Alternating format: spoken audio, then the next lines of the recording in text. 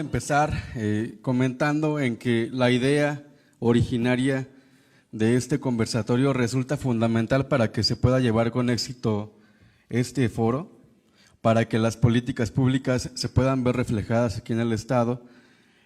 Nos dimos a la tarea de gestionar la presencia de estas grandes personalidades que primero que nada fueron luchadores sociales antes de convertirse en representantes de las personas. La idea era que vinieran con nosotros, que nos escucharan y que también nos orientaran, porque como lo hemos podido presenciar o lo hemos podido ver, pues en Michoacán estamos en pañales en el tema que tiene que ver con la afrodescendencia.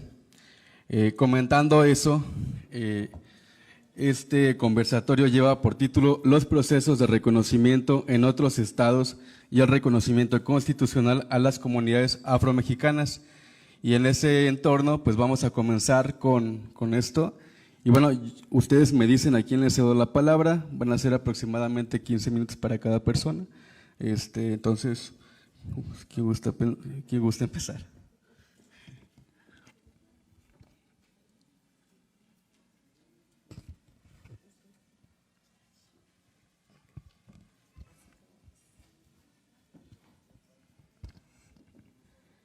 Bien, muchas gracias,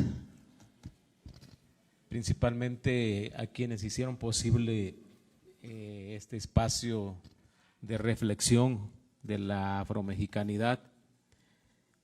Quiero agradecer a la Comisión Estatal de Pueblos Indígenas o de Atención para los Indígenas del Estado de Michoacán, al doctor Jorge Amós, que quien en otras ocasiones nos ha acompañado en los eventos que nosotros realizamos en Guerrero y en Oaxaca inicialmente, como iniciadores de este movimiento afromexicano, y obviamente a todas las dependencias del gobierno de Michoacán por hacer posible y por invitarnos. Quiero agradecer también por compartir con mi compañera de este panel, de este conversatorio, la senadora María Celeste, al compañero licenciado Arturo Aguilera, ¿sí?, por compartir este espacio de esta mesa. Quiero agradecer también la presencia de todas y todos los aquí en este salón, y de una manera muy especial quiero agradecer a las y los afromexicanos radicados en Michoacán o nacidos en Michoacán. La verdad que es un gran placer encontrarnos en esta ocasión, y obviamente también a guerrerenses radicados en el estado de Morelos, quienes son impulsores de un movimiento que está iniciando en Morelos también. Muchísimas gracias. Comento que soy integrante de la Asociación Civil México Negro, organización pionera en el movimiento, de manera orgullosamente lo digo, pionera en este movimiento afromexicano, porque como luchadores sociales que todavía seguimos siendo, ¿verdad? El hecho de que yo sea diputado federal no me quita, como decía el doctor Amos, yo creo que hay que jerarquizar qué es lo que queremos ser primero. Y yo primero me asumo como un luchador, como un activista en este movimiento afromexicano, y claro, por añadidura del trabajo que se hace, estoy en representación de la población afrodescendiente o afromexicana en la 65 legislatura federal, en representación justamente de la población como acción afirmativa.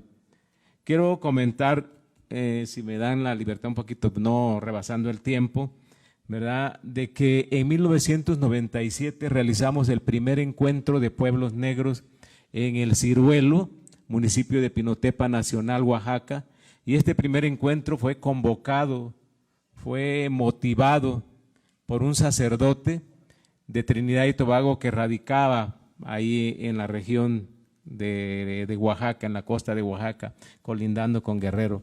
Actualmente este sacerdote se regresó a su país por su edad, ya está fuera de actividad, quien ojalá tengamos la oportunidad de traerlo en el próximo encuentro de pueblos negros que realizaremos en Tamiahua, Veracruz, el 24, el número 24, y tenemos el propósito de traerlo para hacerle un homenaje, un reconocimiento público como se lo merece, ¿sí?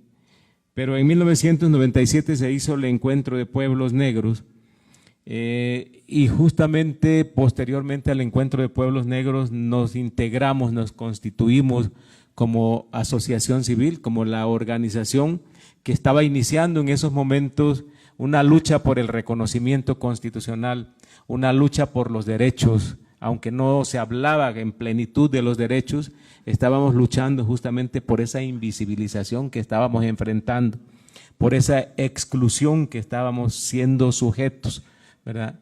Entre ellos, yo aquí oí entre las funcionarias y los funcionarios que tomaron la palabra, y como dijo la senadora Celeste, son conocedores del tema, son sensibles al tema, lo percibimos de esa manera.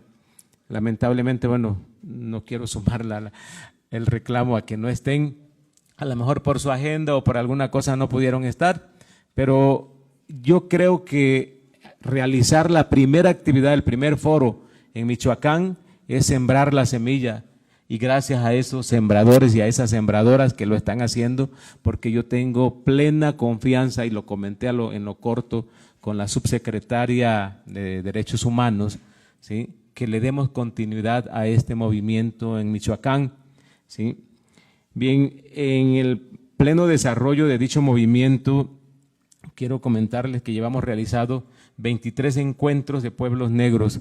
Los primeros 17 encuentros que realizamos, los realizamos en comunidades, un año en Guerrero, otro año en en Oaxaca, pero no salían de la Costa Chica. Sí, ahí fue la cuna del movimiento, ahí se realizaron los 17, pero el número 18 ya lo llevamos a Veracruz, a Mataclara, en el municipio de Cuitláhuac. El número 19 lo llevamos a El Nacimiento, en el municipio de Musquis, en Coahuila, ahí con la comunidad Mascoga.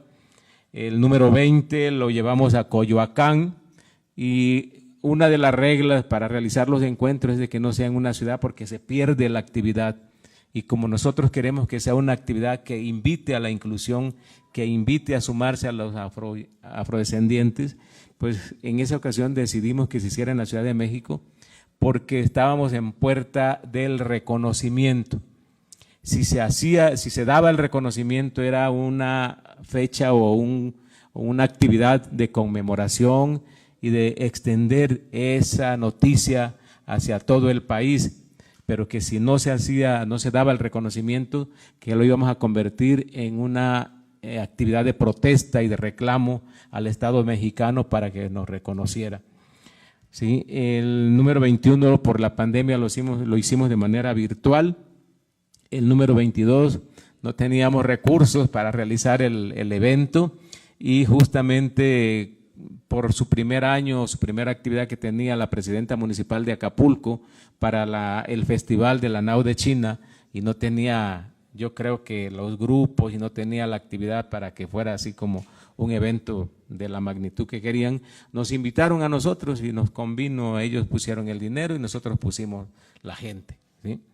El número 23 lo realizamos en el estado de Oaxaca, en una comunidad afro, desde luego, en la boquilla de Río Verde, y el número 24, como lo dije, está próximo a realizarse en la segunda semana de noviembre, en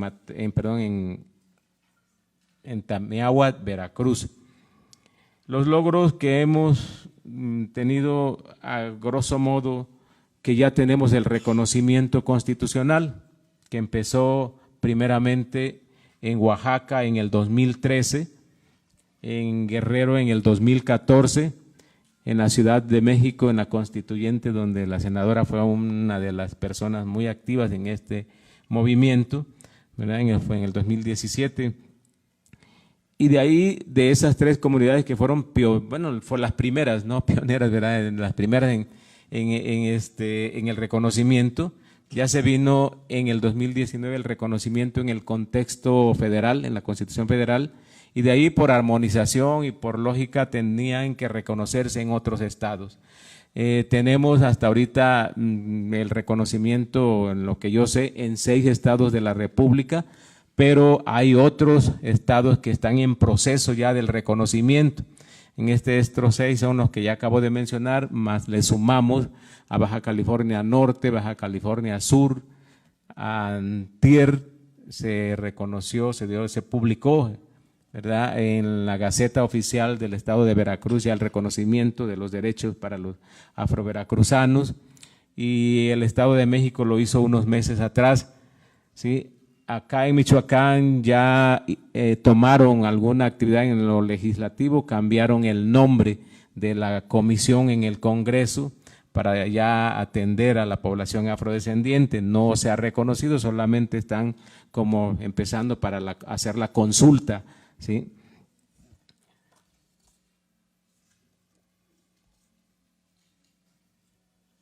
En cuanto a un servidor, el trabajo legislativo que yo he tenido que presentar ha sido en que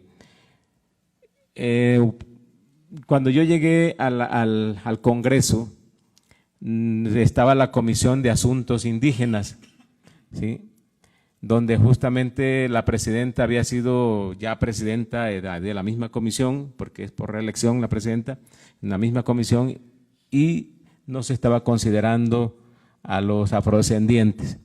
Cuando yo me asumo como el primer diputado afrodescendiente, no quiero decir que soy el primer afrodescendiente que llego al Congreso, pero sí soy el primero que vengo de un movimiento que asumo la agenda afrodescendiente o afromexicana, ¿verdad? Y es por ello que me asumo como tal. Para ello, la primera iniciativa que presenté fue para la creación de la Comisión para la Atención de la Población o de los pueblos afrodescendientes o afromexicanos, asunto que por cuestión económica, dicen que le pega al presupuesto, no fue aprobada la iniciativa, pero sí logramos que se cambiara el nombre a la comisión, y actualmente la comisión se llama Comisión de Pueblos Indígenas y Afromexicanos. Y quiero contar una anécdota, desde luego, siendo novedoso el tema en el ámbito legislativo, siendo el primer diputado que me asumo como afrodescendiente. En la comisión tenía yo que tener mínimamente una secretaría, y lo digo como una cuestión de que lo tengo que decir, aunque yo pertenezca a la fracción de Morena, ¿sí? Cada fracción propone los secretarios, o la presidencia o la secretaría, y siendo yo, repito lo que ya dije del primero y el tema novedoso, pues yo estaba fuera de esa comisión, de la junta directiva de esa comisión. Entonces yo tuve que hacer un reclamo fuerte, amenazar con que iba a hacer una conferencia de prensa para decir que estaba siendo excluido, discriminado, como siempre, ¿no? Y fue que estoy como secretario en la Comisión de Pueblos Indígenas y Afromexicanos, ¿sí? Claro, y enfrentamos otras situaciones que a lo mejor habrá que comentar posteriormente, a lo mejor con la participación de la senadora Celeste. También presenté la iniciativa para la segregación de datos en cuanto a los feminicidios. Es necesario que sepamos cuántas mujeres afrodescendientes son víctimas de este fenómeno, precisamente para saber cuáles son las causas de este fenómeno y que se conviertan en políticas públicas para poder resolver dicha problemática. Fue desechada la iniciativa porque había que crear toda una estructura para que pudieran desagregar los datos, y que eso le pega al presupuesto. O sea, todo lo que le pega al presupuesto está siendo desechado, ¿sí? La siguiente iniciativa que yo presenté fue para la inclusión en los libros de textos. Ya ven que ya se mencionó, y creo que todos los que vamos a la escuela, los que hemos pasado por la escuela, revisamos los libros de texto y no tenemos una cuartilla completa de nuestra historia, ¿sí? Es necesario que se cuente la historia de los afrodescendientes para que la historia de México esté completa y que sea una historia verdadera, real y con la amplitud necesaria. Entonces, para ello, esta iniciativa pasó a las Comisiones Unidas de Pueblos Indígenas y Afromexicanos y la Comisión de Educación, ya fue dictaminada, y próximamente yo creo que en el en el periodo de sesiones que inicia en septiembre, se presentará al Pleno para ser votada. También presenté la iniciativa para que se reconozca a las comunidades afromexicanas como sujetos colectivos de derecho público con personalidad jurídica y patrimonio propio, que también está en proceso, ya fue dictaminada en la Comisión de Pueblos Indígenas y Afromexicanos y pasará ya al Pleno para ser votada. De esa manera también presenté otra iniciativa donde desde la planeación para elaborar el Plan Nacional de Desarrollo ya estemos considerados ahí, porque justamente nos vamos tropezando con esos obstáculos de que no hay presupuesto para la aprobación de las iniciativas que requieren presupuesto. Entonces, que desde la planeación ya se considera la población afrodescendiente y de esa manera quiero decirles que un servidor, o sea, aparte de ser legislador y primeramente soy activista del movimiento afromexicano y orgullosamente pionero en este movimiento, junto con otros compañeros. Quedo a la orden de alguna pregunta en específico cuando se dé el momento. Gracias.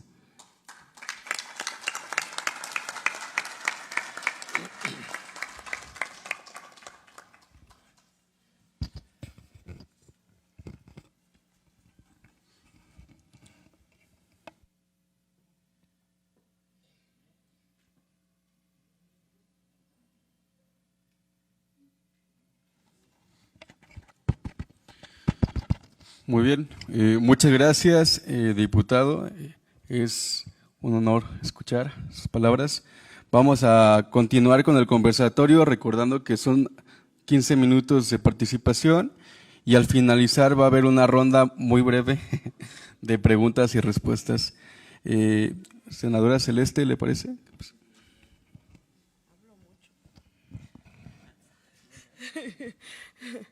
Bueno, pues buenos días. Agradezco primero la invitación y también me gustaría hacer un reconocimiento pues al doctor Jorge Amos Martínez Ayala, que la verdad sin él este conversatorio, este foro no se podría haber hecho. El estar empujando desde la academia a que las instituciones, a que las secretarías acompañen, creo que es bastante importante y pues reconocer que esto no se hubiera hecho sin su trabajo y obviamente también reconocer a la Comisión Estatal para el Desarrollo de los Pueblos Indígenas, Secretaría de Gobierno, Secretaría de Cultura, de Bienestar, del Migrante, el Sistema Michoacano de Radio y Televisión, que por supuesto es tan importante que se le dé difusión a este tema no solamente aquí, porque recordemos que aquí ya hay personas que se reconocen como afromichoacanas, sin embargo, pues todavía hace falta mucho trabajo que hacer para, como mencionaba el doctor, que pues haya una verdadera comunidad, ¿no? Que haya más personas que se reconozcan. Sabemos que aquí en Michoacán se reconocen 70,000 personas, más de 70,000 personas, gracias al censo 2020, nada despreciable la cantidad y eso hay que decirlo, ¿no? A pesar de que el censo fue detenido una semana antes por la pandemia, a pesar de que no se capacitaron a las encuestadoras ni a los encuestadores, a pesar de que no hay tanta difusión, seguimos resistiendo en cada uno de los estados y por eso hemos estado, al menos el censo reconoce que en cada uno de los estados, sea pequeña la cantidad o mayor la cantidad, seguimos existiendo. Entonces creo que es bastante importante mencionarlo, porque a veces como que se nos hace muy poquito el 2%, el 2.5%, ¿no? Que en Oaxaca y en Guerrero hay mucho más. Pues sí, porque en Oaxaca y en Guerrero, como ya mencionó el diputado Sergio, pues ha habido un trabajo de muchísimos años de organizaciones civiles, de la academia, que se han organizado y que han trabajado por el reconocimiento, no solamente a nivel constitucional, sino también en el área social, ¿no? El que en la calle ya se esté hablando del tema, en el que se reconozca la cultura, los bailes, la danza, todo esto creo que es bastante importante para que haya un verdadero reconocimiento. De nada nos va a servir que estemos en la Constitución si nadie de aquí de Michoacán se reconoce y solamente está en el papel.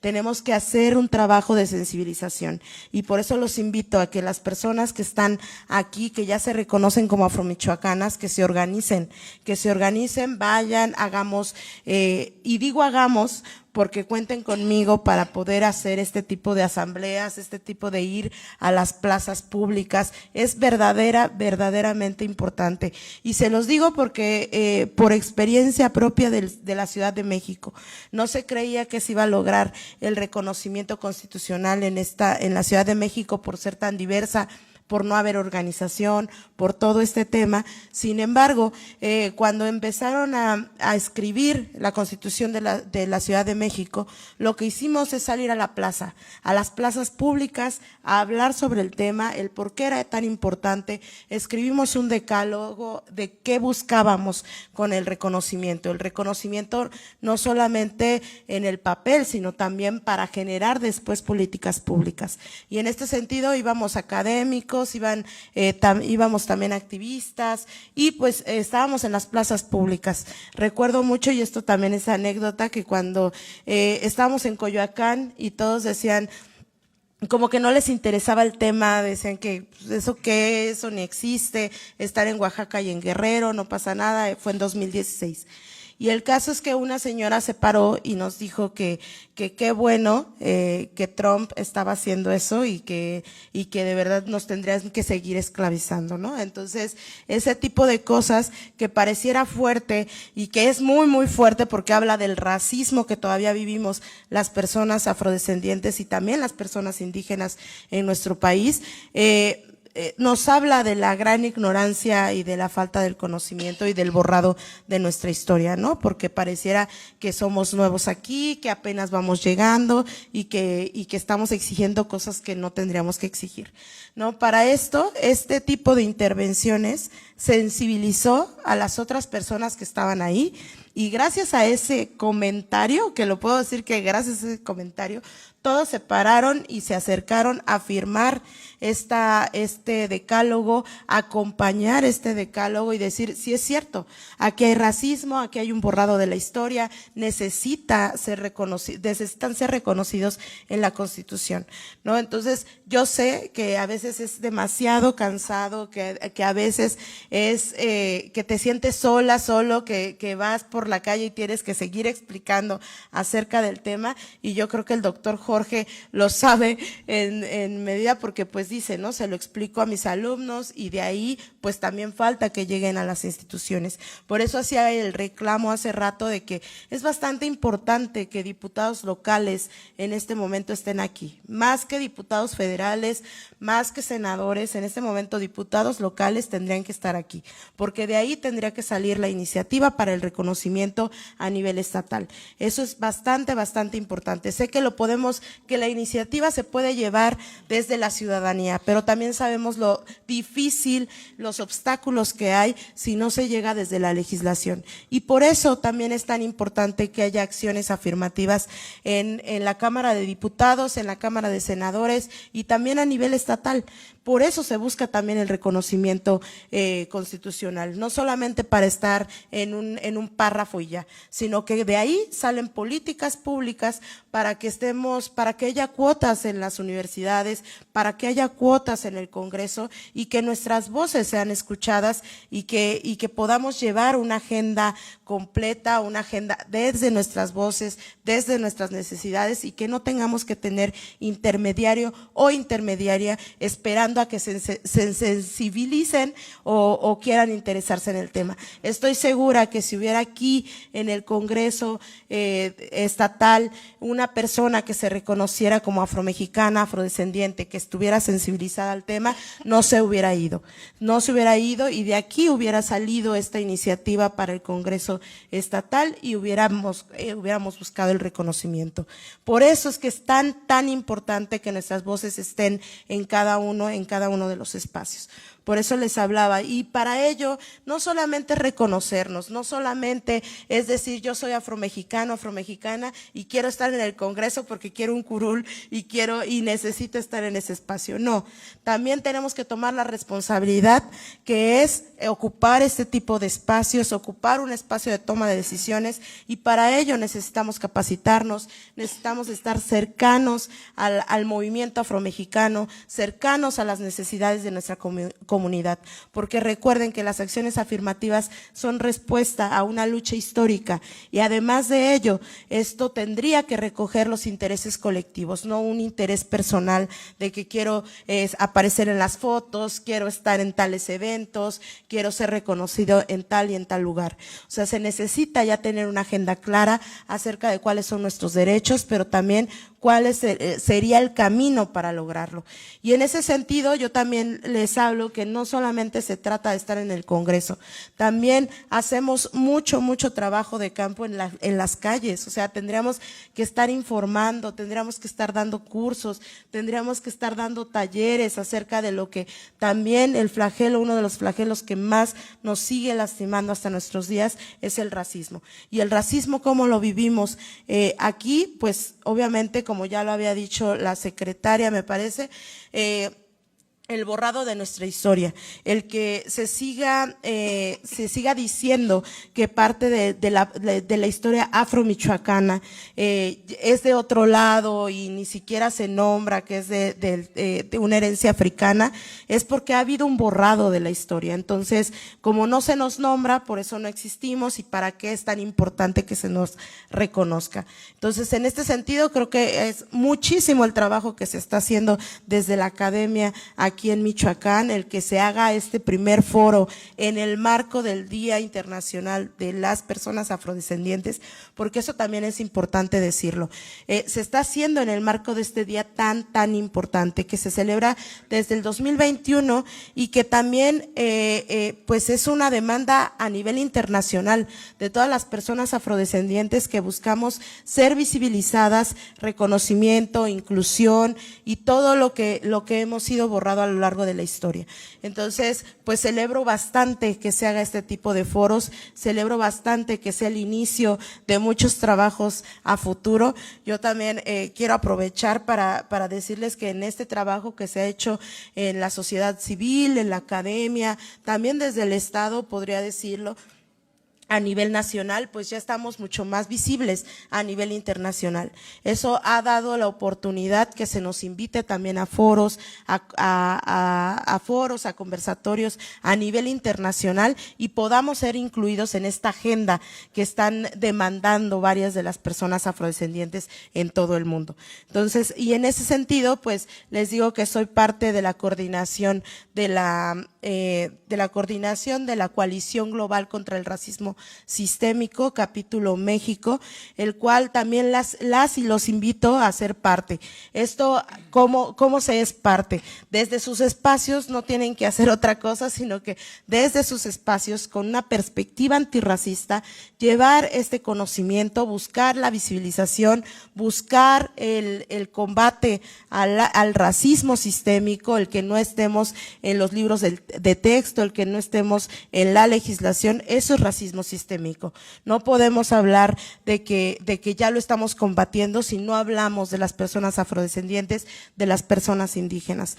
Entonces, los invito, claro, pueden ser parte como asociación, como activista, como instituciones. Yo quería invitar también a la Universidad Intercultural para que fuera y que también en este sentido que pudiera también una de sus acciones desde ser parte de la coalición global es que hubiera estas cuotas para personas afrodescendientes. Ese sería un paso fundamental, como lo dicen. Creo que para poder tener armas es muy importante también la educación en todos los niveles, y por eso es tan importante que personas afrodescendientes lleguen a la licenciatura, lleguen a los posgrados, lleguen a espacios de toma de decisiones. Entonces, pues los invito ahorita que pasen las preguntas y todo esto, pues también si se quieren unir a la coalición podemos, me da mucho gusto porque en Morelos ya se unieron algunos, en Veracruz igual, en Guerrero, en Oaxaca, en la Ciudad de México también se han unido varias personas, somos alrededor de 400 entre activistas, organizaciones y demás.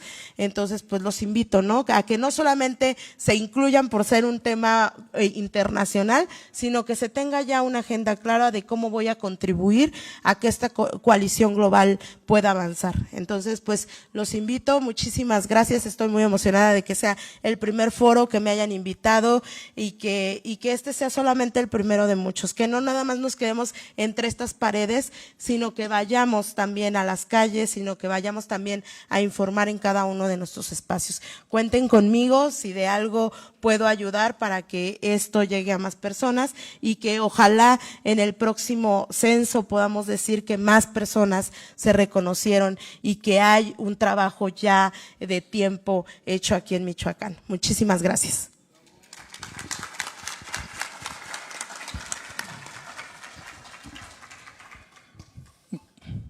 Muchas gracias, senadora. Bueno, vamos a dar paso a nuestra última intervención a cargo del licenciado Arturo Aguilera Lira. Gracias por la invitación y celebro este primer foro estatal afro. Eso significa que ya tenemos cuando menos la atención del gobierno. Ahora debemos luchar por el interés del gobierno y luego debemos luchar por la importancia que nos dé el gobierno. De manera rápida, de los que estamos aquí presentes, ¿quién se considera afrodescendiente? Que levante la mano. Si no saben o no lo son, no se preocupen, no pasa nada. Es un ejercicio que es importante hacer porque este es un movimiento de conciencias y a veces tenemos dudas de si soy, no soy, a veces sí, los martes soy, pero los jueves no. Entonces es como ir aclarando un poco esto, todo es válido y este movimiento es universalista. Rápidamente, ¿quién soy yo? Bueno, soy un jarocho. Un jarocho es un afro que vive en la cuenca del Papaloapan. Descendemos o desciendo de personas que se dedicaban a la ganadería, como montando caballos con lanzas. Entonces, mi familia no significa que tengamos reses, simplemente significa que trabajamos para personas que tenían este patrimonio económico. Entonces, en el caso de Veracruz, concretamente, es la cuenca del Papaloapan y es una cosmovisión de ese tipo, de ganadería, de montar caballos, lo que significa que es algo ágil, es algo rápido. Las personas afro allá no somos literatos, no nos gusta leer grandes libros de antropología, no nos gusta leer la Constitución, no nos gusta hacer muchas cosas porque no es nuestra idiosincrasia. Entonces, en el caso de Veracruz, ¿cómo está la película? 2019, Constitución Federal, se reconocen, pero bueno, se reconocen. Ese es el primer paso, el autorreconocimiento. El segundo paso, ¿cuál creen que sea? La autonomía. Ya me reconozco, pero ¿a dónde voy? ¿Qué hago? ¿Qué pido? ¿O nada más vengo a foros? ¿O qué hago? ¿No? Bueno, tiene que ver con los recursos y las políticas públicas que mencionan. Y el tercer paso es la inclusión.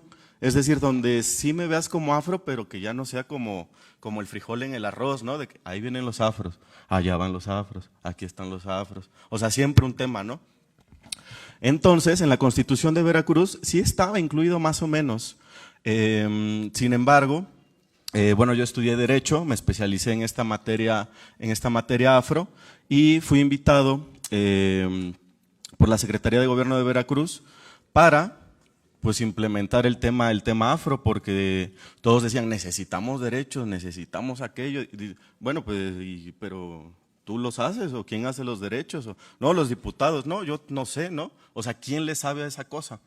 Porque ustedes sabrán que el tema afro es un tema bastante novedoso, como lo mencionaba el diputado, porque equivocadamente se nos equipara a los indígenas, como lo indígena más o menos, y resulta que no, que es una cosa sui generis, es una cosa que es única en el mundo y que es diferente en Veracruz, de Guerrero, de Ciudad de México, de Baja California, inclusive es diferente de Morelia a un ranchito que esté escondido. O sea, es muy, muy casuístico. Bueno, nos invitaron a formar parte de la Constitución. Ahí, ¿qué fue lo que hice? Se redactó unos párrafos más extensos de la Constitución. Paréntesis, esto se dice pronto, pero cuando tengo que sentarme con una bancada panista, con diputados que miden 1,80, tienen ojos azules, tienen la tez blanca, dicen, pero ¿eso de qué es? ¿O para qué es? ¿O de qué sirve? ¿No? Entonces este es un proceso que hay que ir haciendo, y este es un mundo, el de las leyes evidentemente es un mundo legal, es decir, es un mundo donde una coma, una palabra y ya quedaste abajo o ya quedaste arriba. Entonces, lo que hice junto con otras personas de ahí de la cuenca del Papaloapan fue, a ver, vámonos con los pescadores que están en el río. A ver, ¿tú qué quieres? No, pues yo quiero, pues, que mi hijo pueda entrar a la universidad y que no me cueste. Ah, pues sale. ¿Tú qué quieres? Pues yo quiero más fiesta, la verdad. Más carnavales, más música, más arte, más… Y escuela no, eso ni me interesa, o sea, porque es una mentira que todos queremos lo mismo. Dicen, ¿qué quieren las comunidades afro? ¿Qué comunidad? ¿Qué personas? ¿En qué año? ¿En qué momento? ¿En qué contexto? Es muy importante ir al lugar in situ y ver qué es lo que necesita cada comunidad, porque no todos queremos lo mismo. Hay cosas que sí son obvias, ¿no? Todos queremos salud, todos queremos seguridad, todos queremos economía, pero a veces queremos cosas específicas, muchas veces dado por la propia geografía y por la economía. Entonces, fuimos alrededor de esta cuenca del Papaloapan hablando con donde están los afros. Estamos segregados y no estamos en… Es decir, sí estamos en universidades, estamos en lugares importantes, pero la verdad estamos con los boleros en el parque, con los meseros, estamos con los carpinteros, estamos con la mano de obra de este país, o sea, la mano de obra que está sangrando junto con nuestros compañeros indígenas. Entonces, una vez hecha esta labor, lo que hicimos fue, miren, ya está esta ley. Esta ley es una traducción de todos nuestros ideales y de todo lo que queremos y de todo lo que probablemente ahorita más al ratito surja de nuestras mesas de trabajo. Aquí está la ley, es una ley que resiste jurídicamente una acción de inconstitucionalidad promovida ante la Suprema Corte y, curiosamente, quien promueve las acciones en contra de los afros es la Comisión Nacional de Derechos Humanos. Es algo absurdo.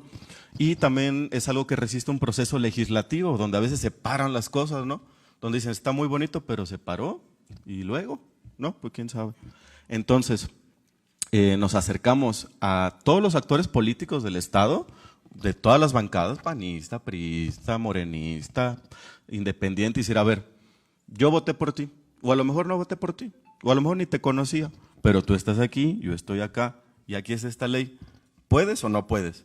Porque si no puedes, dime de una vez que no puedes. Y si puedes, dime de una vez y vamos caminando. Entonces, como podrán ver, en el caso de Veracruz la cosa es muy pragmática. O sea, es muy de armas tomar, es muy… ¿queremos derechos? Sí. Empieza una pequeña confusión. Pero ¿qué es ser afro? Es bueno, tiene que ver con la tradición, tiene que ver con la cultura. Es complejo, vámonos por el primer paso, los rasgos. Cabello chino, es decir, todos los rasgos físicos que ya son muy conocidos y que provocan el racismo en este país. Entonces, a través de este proceso de sensibilización, nos podemos dar cuenta de que nosotros, en lo personal, hemos sufrido el racismo. Y hemos tenido una vida o momentos no tan agradables simplemente por nuestra forma de hablar, por nuestro color de piel, por la forma en la que vivimos sencillamente. Entonces, una vez que ponemos esta ley, ya la metimos al Congreso y empieza una lucha política, de la que tal vez ni ustedes ni yo soy parte, pero sí estamos muy al pendiente, ya está, digamos, ya está en el comal de donde pueden surgir estos derechos. ¿Y por qué es importante esta lucha jurídica? Porque recuerden que a través de una ley es justamente como podemos materializar una política pública, ¿no? O sea, muchas personas dicen, bueno, yo quiero una beca. Ajá, hablé con el director y ¿qué te dijo? No, pues nada, que espere en su oficina y que pues nada. Bueno, Ya fui a hablar con Poder Legislativo, nada, ¿no? Ya fui a hablar con… No podemos meter amparos, no podemos meter demandas porque no estamos en la ley. Entonces, ¿qué es lo que se necesita? Primero el reconocimiento constitucional y se necesita una ley. O sea, esta película se llama Acto 1, ¿dónde está la ley? Así de sencillo. Acto 2, vamos a pedir el cumplimiento de la ley. Acto 3, vamos a supervisar el cumplimiento de la ley. Y entonces aquí, desde mi forma de ver las cosas, podemos evitarnos muchas cosas que no todos estamos obligados a vivir. Es decir, proceso de sensibilización. Algunas personas necesitan lecturas profundas, complejas, de historia, antropología, Universidad de Harvard, Universidad de Yale, Universidad Es totalmente válido, es decir, a mí hasta hace un poco me gustaba ese estilo. Hay otras personas que les gusta más otro tipo de sensibilización a través del arte, ¿no? A través del arte pueden conectarse con una esencia metafísica donde dicen, a mí me queda clarísimo que este tambor, lo que significa para mí, y además no quiero explicárselo a nadie, ¿no? Entonces, juntando muchas voces, es por eso que estos foros son tan útiles, porque vamos a escuchar la diversidad de voces y como experiencia no se sientan intimidados ante ni lo jurídico, ni lo político, ni lo académico. Y, por supuesto, ante nada, siéntanse libres de manifestar el deseo más simple que tengan, que es el papel de los legisladores, poderlo subir a las cámaras, y es el papel de los técnicos, el poder elaborar esta materia. Entonces, también fui invitado a trabajar con el diputado Peñalosa. Llevamos ya varias iniciativas que desafortunadamente han sido ralentizadas por distintos actores que algunos de ellos pertenecen a movimientos indígenas, a movimientos del poder prieto, a movimientos LGBTI, a movimientos diversos, ¿no? Es decir, tal parece que hay muchos tipos de movimientos y tal parece que no todos podemos caminar juntos. Entonces, si algo nos ha enseñado el movimiento feminista y si algo nos puede enseñar al movimiento afro, es que a veces hay que patear la lata, hay que patear el panal, o sea, hay que rayar paredes, hay que gritar, hay que decir, hay que pedir, ¿no? Entonces, sin más preámbulo, yo también me pongo, como los propios legisladores, desde el papel técnico, me pongo a la orden también de cualquiera de ustedes que tenga alguna duda respecto a este tema de pedir derechos y del racismo y de esto y tal. Y créanme que mi manera de trabajar es, muchas personas se me acercan y me dicen, oye, yo fui discriminado por esto y esto y esto. Y le digo, mira, no tienes razón, o sea, estás mal, no procede. Y a otras personas les digo, sí procede. Es decir, no hagamos historias donde ya no es necesario hacer historias. Ya vivimos 500 años de ser apaleados, masacrados, esclavizados, y el día de hoy tenemos la oportunidad de poder realmente meter ahí las manos para que nuestros hijos, nuestros nietos, nuestros vecinos e incluso la memoria, para quien crea en este tipo de cosas, de nuestros abuelos, de nuestros tatarabuelos que fueron de alguna manera vulnerados, podamos resarcir todo este dolor en, desde mi punto de vista, esta película que es lo social, lo jurídico, lo político y lo económico. Ahí es donde hay que patear. Esa es la ruta que hay que seguir desde mi punto de vista. Muchas gracias.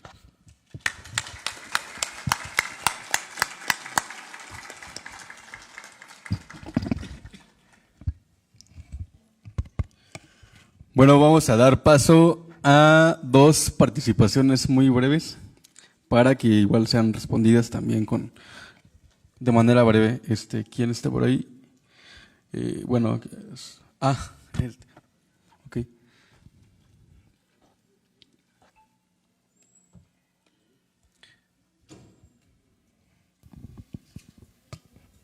Gracias nuevamente.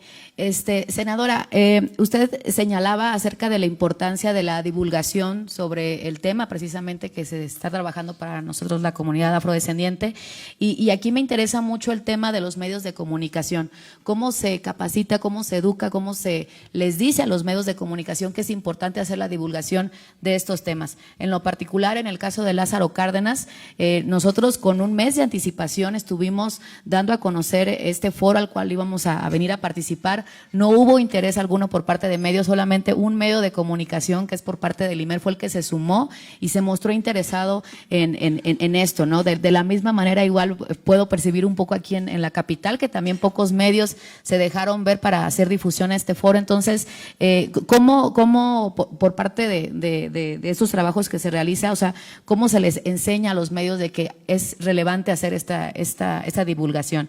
Y para el diputado Peñalosa, ¿cuáles son los resultados que se han tenido desde estos primeros encuentros que han tenido y que ahorita ya van a su edición número 24, 25 creo? ¿Cuáles son los resultados? ¿Se ha sumado más gente? ¿Qué es lo bueno que ha tenido? Porque a nosotros nos encantaría, ya nos estamos aquí sumando a que queremos ir al de Veracruz, entonces, pues si nos pudiera compartir. Vamos a pasar con la otra pregunta de la compañera que estaba allá para hacer la ronda más concisa.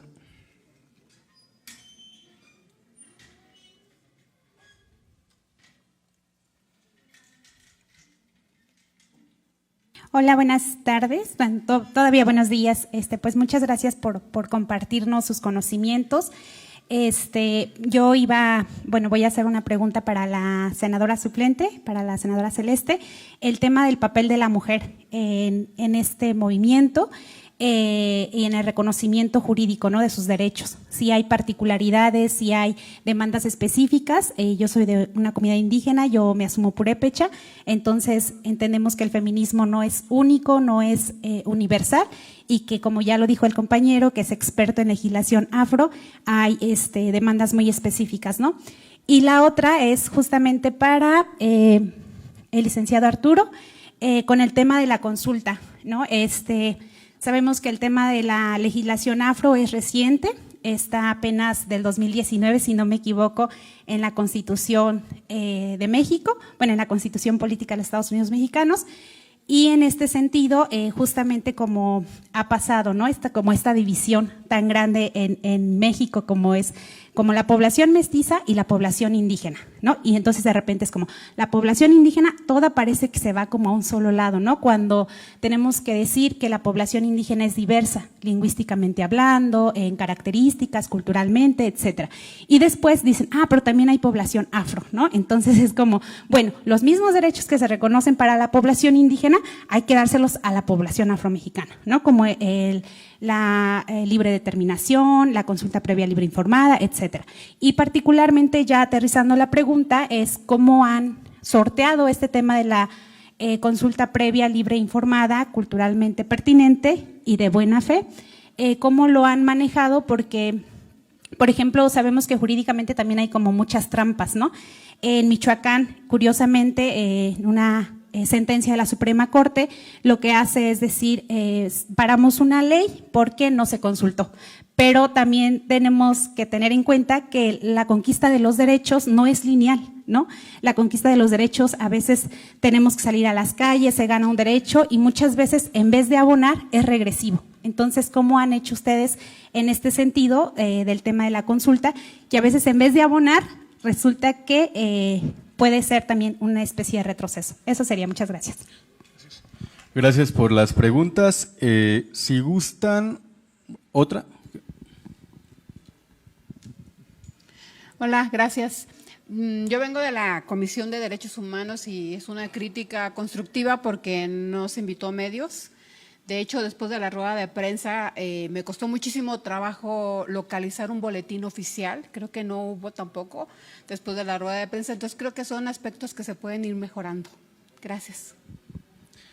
Muy bien, ahora sí vamos a proceder con las respuestas. Les propongo que primero sea la senadora Celeste, posteriormente el diputado Pedro Sergio y por último el licenciado Arturo Aguilera. Gracias. Bueno, primero los medios de comunicación, sí son bastante importantes para que esto pueda llegar a más personas.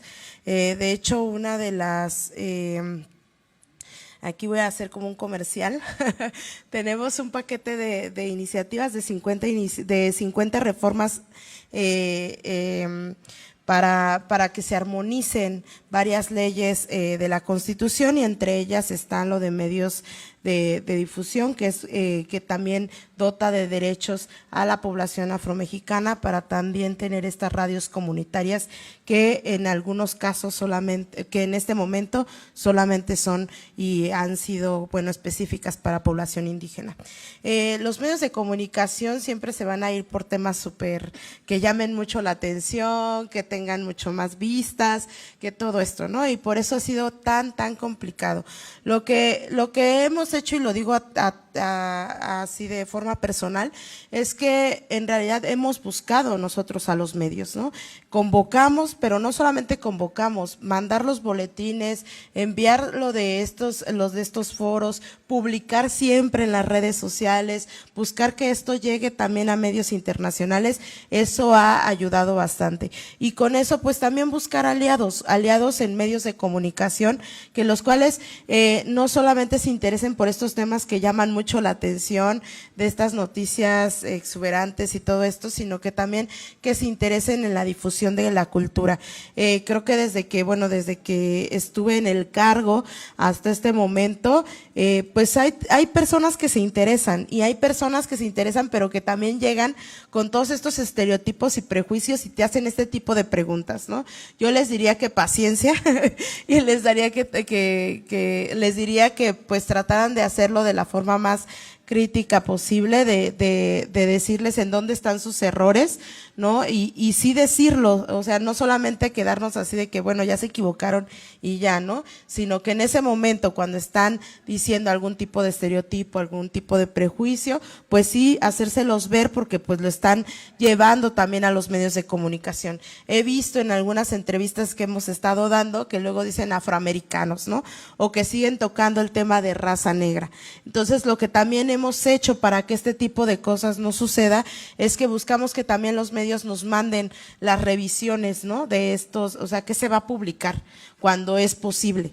Si no, pues también otra de las cosas es buscar entre estos medios, o sea, quién se interesa por el tema, y si no se interesa, buscar que se interese, o sea, decirles este tema es relevante por tal y tal y tal cosa, ¿no? De las 50 iniciativas que les mencioné, se aprobaron por unanimidad en el Senado el año pasado. Sin embargo, en este momento están en la Cámara de Diputados, y puedo decir que hay una falta de interés de la mayoría de los diputados, de la mayoría de las personas que están ahí, porque pues en realidad no les interesa, porque no es un tema relevante para ellos que se aprueben estos, ¿no? O sea, entonces lo ponen como en la fila, en la cola, para que pues en algún momento se van a aprobar, siendo que esto nos dotaría de mucho, de derechos plenos, y de que esto se volvieran políticas públicas. Eso es bastante importante. Entonces, pues hemos estado haciendo esto, pensamos hacer en septiembre una conferencia de prensa en la Cámara de Diputados para seguir exigiendo ahí que se pueda aprobar este paquete de iniciativas, y que pues no se termine esta legislatura sin que se realice, porque, o sea, obviamente podrían decir es fácil, ¿no? A la siguiente legislatura pueden meter este paquete de iniciativas, pero pues no es tan fácil que se haga caso, que se apruebe en una Cámara, que pase de revisión a la siguiente y que se apruebe y que entre en vigor. Entonces, pues se los digo porque eso pasó también con el reconocimiento, que fue hasta el 2019, a pesar de que desde el 2005 ya se habían estado metiendo iniciativas acerca del tema. Entonces, bueno, ese es respecto a los medios de comunicación. El punto de las mujeres, qué bueno que lo preguntas, porque siempre dicen, ¿no? ¿Cuándo surgieron? ¿En qué momento hay un movimiento afrofeminista o qué sucede, no? Tenemos que colocarnos en cómo ha sido el contexto a lo largo del tiempo, y es que pues la primera demanda que se hizo en el movimiento afromexicano fue el reconocimiento a nivel constitucional, que ya se logró, pero también dejar en claro que desde el inicio, la creación de estos encuentros de pueblos negros que ya mencionó el diputado Sergio, desde el inicio de la asociación, las mujeres hemos estado ahí. O sea, si en realidad las personas que hablaban al frente, que estaban diciendo, que hablaban sobre nuestras demandas eran los hombres, pero las mujeres estaban cocinando para esos encuentros, las mujeres estaban cuidando a los niños, a las niñas, estaban cuidando a las personas, ¿no?, que necesitaban ese cuidado, y por eso había hombres pudiendo tomar el micrófono. Fue hasta 2004, 2005 que empiezan a organizarse mucho más en la Costa Chica de Oaxaca, mujeres afromexicanas que sabían que necesitábamos un espacio específico para nosotras, en los cuales sabíamos que no solamente nos cruzaba el machismo como a todas las mujeres en realidad, sino que también nos cruza la discriminación y el racismo, y por eso es necesario una agenda específica para mujeres afromexicanas, y desde ahí surgieron también los encuentros. Acaba de pasar el 7º encuentro de mujeres afromexicanas también en Tamiahua, Veracruz, y pues ahí se habla sobre nuestras demandas específicas, sobre lo que tenemos cuáles son los retos, pero también lo que se ha logrado. Y uno de los temas importantísimos en el último encuentro fue la participación política de mujeres afromexicanas, porque como saben, o sea, a pesar de que son pocos los espacios, es mucho más difícil que una mujer llegue a esos lugares, porque en comunidades y en pueblos afromexicanos todavía, y mucho más en específico en estos lugares, el machismo sigue permeando y siguen diciendo que por qué mujeres negras, mujeres afros, tenemos que estar en la toma de decisiones. Entonces, sabemos que es un reto muy grande, pero pues se está tomando, y se está tomando de la mejor forma, que es en colectivo. Entonces, pues también las invito a las mujeres afromexicanas de aquí, de Michoacán, a que se organicen, y pues también invitadísimas para el siguiente encuentro que va a ser en el siguiente año en Cuitláhuac, me parece, no recuerdo bien. Y pues solamente un puntito acerca de lo de la consulta, porque me parece muy importante, que es acerca de en Coahuila, justo lo que mencionabas, que a veces parece retroceder. En Coahuila se había hecho el reconocimiento a nivel estatal. Sin embargo, la Comisión Nacional de Derechos Humanos lo declaró inconstitucional porque no hubo consulta. Sin embargo, cuando hay una armonización en las leyes estatales, en los congresos, no es necesario consulta porque ya se hizo a nivel nacional. Pero pues la Comisión Nacional, lejos de estar cercana al movimiento, lejos de informarse de eso, pues lo metió como inconstitucional y se echó para atrás el reconocimiento en Coahuila. Esto también puede pasar en los otros estados, entonces tendremos que estar atentos, tenemos que hacer esta demanda. Yo ya la hice por mi lado acerca de la Comisión Nacional. No es posible que estén buscando qué podría retroceder cuando no se necesita consulta, cuando es una armonización. No hay necesidad de una consulta. ¿Por qué? Porque ya se hizo a nivel nacional. Y entonces, en ese sentido, también buscar que la armonización que se haga en el Congreso de Michoacán, pues tendría que ser también tomado mucho en cuenta el reconocimiento a nivel nacional que ya está publicado. Entonces, pues les dejo ahí la tarea para el reconocimiento estatal y cuenten conmigo para el acompañamiento. Gracias.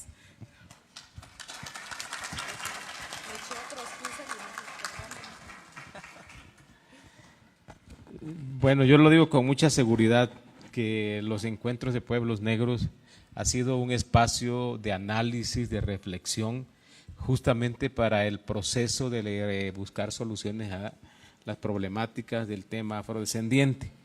O sea, por mencionar algunos de los casos, el fortalecimiento de la identidad, que fueron cosas que nos fuimos encontrando y que obviamente todavía siguen y eso no se ha terminado. Pero yo recuerdo que en los primeros 2 encuentros, cuando hablábamos todavía no metíamos el concepto de afromexicanos, de afrodescendientes, decíamos negros, ¿verdad? Y luego, por otro lado, la gente asocia lo negro con todo lo que ya sabemos, ¿no? El negro es matón, el negro es chando, el negro sirve para el baile, el negro no sirve para las actividades intelectuales, etcétera, etcétera. Todo eso, ¿no? Entonces, asociados a esto, la gente como que no quería identificarse como tal con la palabra negro. Y decían, cuando el padre Glynn tomaba el micrófono para poder explicar sobre la identidad y hablaba de la negritud. Y decía, bueno, como hizo el ejercicio el licenciado Arturo en este momento, ¿verdad? ¿Quién de los aquí presentes se consideran negros? Y alzaban la mano, pero así como no queriéndola alzar, ¿verdad?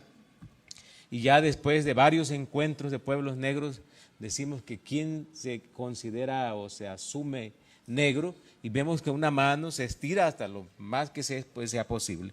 Eso es el indicador de que hemos logrado fortalecer la identidad, ¿sí? En el cuanto a que nosotros íbamos a las instituciones a solicitar algún trámite o hacer un trámite, y yo les quiero decir en este momento la senadora Xóchitl Gálvez, que fue directora general de CDI, ¿sí? Unos compañeros de Oaxaca se acercaron a hacer un trámite con ella y fue tajante en decirles, aquí no se atienden a los negros, se atienden a los indígenas. Cuando en centros coordinadores, anteriormente a esa respuesta, un director de un centro coordinador buscaba la manera de apoyar a las personas, ¿verdad? Entonces, ahí vimos que el reconocimiento era necesario para ser sujetos de atención de las instituciones gubernamentales.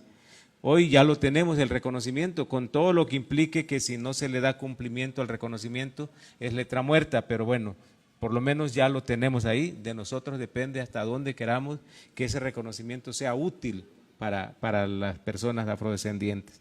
Por otro lado, yo creo que la inclusión de la pregunta específica en el censo de población, que fue un proceso bastante crítico en el sentido que nosotros mismos no podíamos ponernos de acuerdo.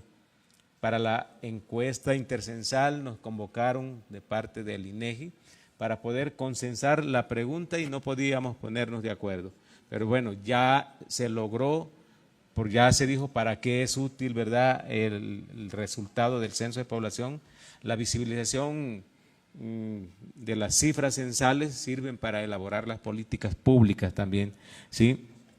Y luego, en cuanto a la inclusión en los libros de texto, pues ahorita, aunque no estamos totalmente incluidos, ya hay una comisión, por cierto, estamos integrando esa comisión a varios de aquí presentes, que se llama Afroeduca, que tuvimos acercamiento, donde también la senadora es un elemento muy importante, muy activo en eso, Afroeduca, y se acercaron ya a la Comisión Nacional de Libros de Texto. Ya se dio la oportunidad de la revisión de los contenidos, ya se dio la oportunidad de que se presentaran propuestas y en ese proceso se está, por lo menos ya se nos está escuchando para que se pueda llenar ese vacío que tenemos ahí. Yo quiero decirles que este encuentro de pueblos negros, que va a ser el número 24 y que bueno, primeramente fue México Negro quien impulsó este evento, aquí se suman varias organizaciones en la actualidad. Para bien o para mal, nosotros pasamos de ser una sola organización a ser más de 20 que existen en la actualidad y de ser solamente un movimiento de una región llamada Costa Chica de Guerrero y Oaxaca a estar en toda la República, que estamos por primera vez en Michoacán, sí es cierto, pero estamos por más veces o de más tiempo en otros estados de la República y se ha convertido en un movimiento nacional. Entonces vamos, creo yo, para adelante. Gracias.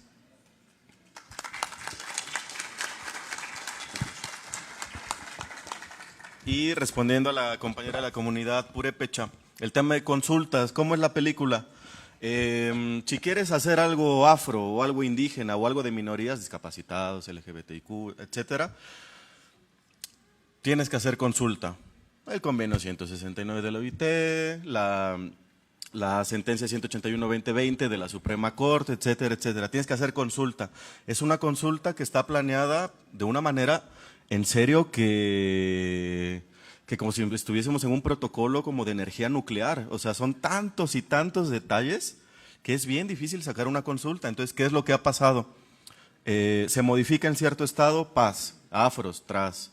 Vamos a hacer la consulta. Sale, aquí está, y acabamos. Oye, ¿te fijaste de que había traductor? Sí. ¿Y había para sordomudos? No. Pues ya se cayó esa cosa y hay una violación al proceso. Bueno, en otros estados, oye, ¿el foro donde estuviste tenía rampa? Sí, pero pues ese día estaba cerrada, ya se cayó el proceso de consulta. Entonces son tantos detalles del proceso de consulta que se invalidan. Entonces, en el caso de Veracruz, particularmente, ¿qué fue lo que hice? Pues me fui 2 meses a Veracruz, a los pueblos afros en Veracruz, y estuve dialogando con diputados y con sus asesores, que muchos de ellos no estudiaron Derecho, sino que piensan que estudiaron Derecho, a hacer el proceso de consulta, le digo, eso es rojo, no, pero puede ser vino, no, es de este color, bueno, ahí sacamos una consulta limpia. La Comisión Nacional de Derechos Humanos tiene 3 meses para impugnar cualquier consulta, entonces pues, estamos todos los días esperando a ver si la maestra Piedra va a impugnar o no nos va a impugnar este proceso de consulta, pero sí requiere una meticulosidad y requiere que los que estamos aquí presentes nos involucremos, y digamos, en mi comunidad purépecha quiero que haya el proceso de consulta, pero no lo voy a soltar a los licenciados que vienen del México, no, yo quiero ver que sí se haga y Otro dato, con el diputado Peñalosa innovamos un poco en el sentido de que vamos a meter una iniciativa que va a impactar a las mujeres afro, pero no lo mencionamos. Ah, caray, ¿cómo está eso? Es una iniciativa a favor de las ejidatarias mujeres y sabemos que muchas ejidatarias son indígenas y son afros. Entonces, de esta manera, digamos, a lo que nos quieren dar vuelta, le damos más vuelta para ver si este experimento, que es legal, que es ético y que por supuesto es válido, funciona y tiene la viabilidad legal suficiente. Y el otro punto es el tema de las consultas, para cerrar. ¿Por qué se caen las leyes? ¿Por qué están mal hechas? ¿Por qué no salen? Porque como lo ha dicho la senadora, pues a las personas que están ahí no les importa. O sea, nada más dicen, pues sí, pues ya para la próxima. En mi poca experiencia que he tenido en algunos estados, me he encontrado que los asesores con los que yo dialogo, pues son asesores que estudiaron en la Libre de Derecho, en la Ibero, en el ITAM. Entonces, pues ahí no estudian mayoritariamente personas afro, ni indígenas, ni discapacitadas, ni LGBTIQ. Entonces, vámonos acomodando hacia esos rumbos y vámonos todos perfeccionándonos en cualquier cosa que hagamos. Comida, voy a hacer la mejor comida afro que sea. Comunicación, la mejor comunicadora afro. Legislador, el mejor legislador afro, etcétera, etcétera, etcétera. Yo mismo me considero un activista legal, un activista que es necesario, que evidentemente no estoy en las trincheras de Gaza y Jordania apostando mi vida, pero pues sí estoy apostando mi tiempo, mi energía y sobre todo mi corazón en que pues sí podamos de alguna manera quitarle lo blanco a este país que tanto nos ha lastimado. Entonces, más o menos esa es la película. No es una respuesta muy agradable, pero es una respuesta real. Gracias.